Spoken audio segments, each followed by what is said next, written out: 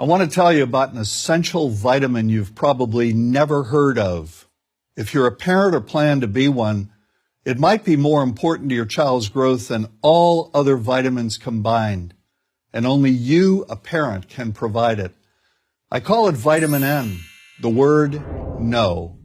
More and more children, I find, are suffering from vitamin N deficiency, and they, their parents, and our entire culture are paying the price. Let me illustrate my point with a story that's quite typical.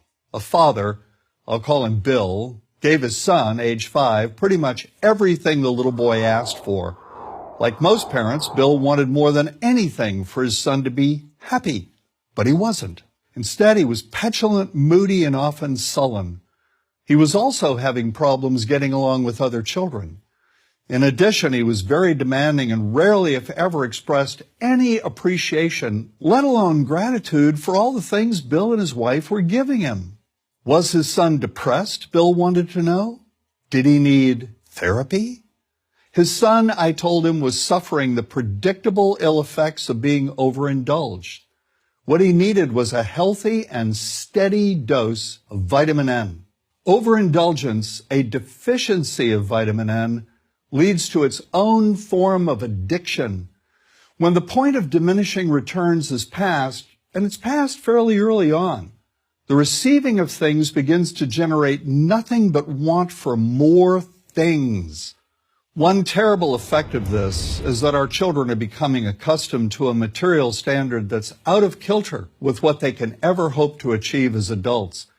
Consider also that many, if not most, children attain this level of affluence not by working, sacrificing, or doing their best, but by whining, demanding, and manipulating. So in the process of inflating their material expectations, we also teach children that something can be had for next to nothing. Not only is that a falsehood, it's also one of the most dangerous, destructive attitudes a person can acquire. This may go a long way toward explaining why the mental health of children in the 1950s, when kids got a lot less, was significantly better than the mental health of today's kids. Since the 50s, and especially in the last few decades, as indulgence has become the parenting norm, the rates of child and teen depression have skyrocketed. Children who grow up believing in the something-for-nothing fairy tale are likely to become emotionally stunted, self-centered adults.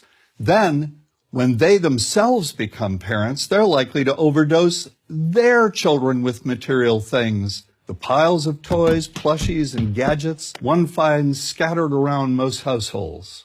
In that way, overindulgence, a deficiency of vitamin N, becomes an inherited disease. An addiction passed from one generation to the next.